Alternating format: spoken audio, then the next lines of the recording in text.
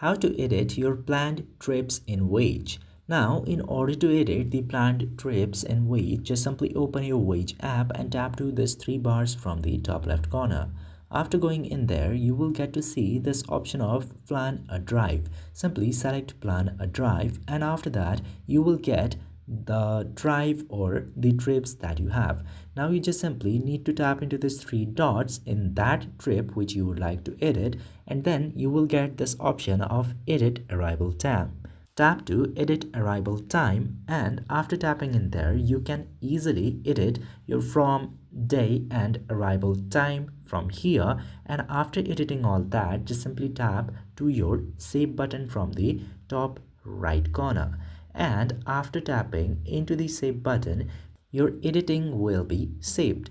I hope this video was informative to you. If yes, don't forget to hit that subscribe button.